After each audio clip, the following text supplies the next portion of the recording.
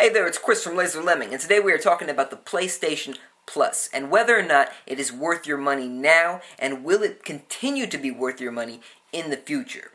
My most popular video on this channel is about the PS4 charging people to play online multiplayer. Now, a lot of people still don't know that Sony's turned things around and they followed Microsoft's footsteps on this. They are now going to be charging people to play online.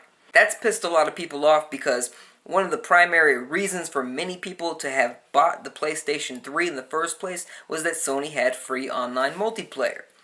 That's not the case anymore. They saw dollar signs in their eyes. They saw how much money Microsoft was just raking in, essentially for free. It was just free money from Microsoft, and Microsoft makes a lot of millions of dollars on this every year.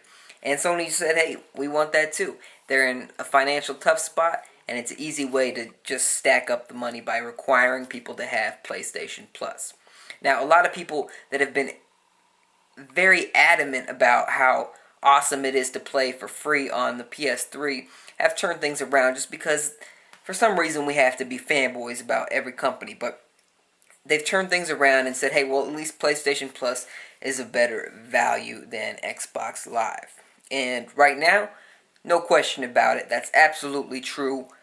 PlayStation Plus is a much better value. You get more free games, you get better free games, you get more and better discounts, you get more free content. It's just a better value. However, that is not going to be the case in the future. At least I don't think so. Sony is in a very enviable position right now as far as perceptions in the gamer's mind, because they totally played up to the fanboy war at E3 when they pretty much said that, hey, we're not going to do any of the shitty things that Microsoft said that they're going to do. And so people just ate it up, and they just loved Sony. It was just rah, rah, Sony.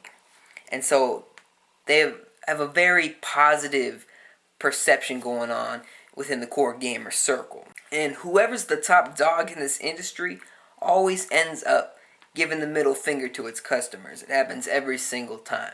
Microsoft thought that they were just the shit in America, and they pulled all that Xbox One stuff. That always online, no used game requirements. It was just crap, and they thought that they could get away with it. With Nintendo, they got really complacent with the Wii's success, and they just let the Wii U stumble out of the gate without many games. And they didn't secure anything because they thought the success of the Wii was just going to transfer on over to the Wii U. Sony, same thing from the PS2 to the PS3. They got cocky as hell. They said, hey, you're going to want to get two jobs to afford this thing. And they weren't wrong. $600 consoles don't lie. So, I digress. Back when, a few years ago, Microsoft was going to make this big announcement about Xbox Live, and people thought, hey, maybe they're finally getting rid of the fee.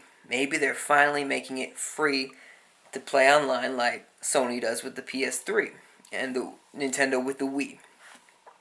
However, what Microsoft did was exactly the opposite. Instead of making Xbox Live Gold free, they added another $10 to the cost. Instead of $50 a year, it was now $60 a year.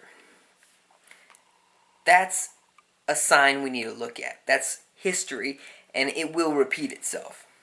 Right now, PlayStation Plus is $50 a year.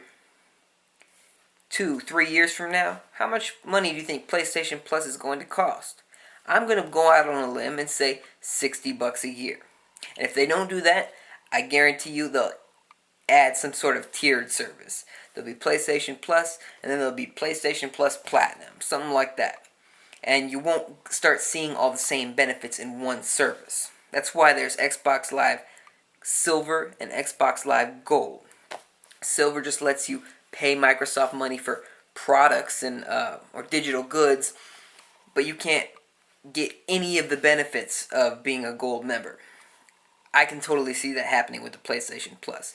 And another thing that you really should take note of is the value of PlayStation Plus. Right now, Sony's been able to get a lot of goodwill and favor towards the PlayStation Plus system because they've been putting out so many big AAA games available for free. You're really like renting them long term, but they've been putting those out on the service, and people think that, wow, this is a really great value. It's just a lot better than Xbox Live. And yeah, that's true. But once you're at the top, you have less incentive to do that sort of thing. That's Sony going out on a limb trying to get these games for you. That's them actually trying.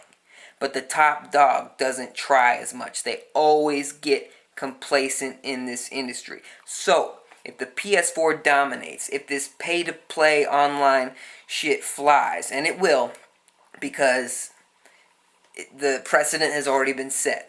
It's going to happen.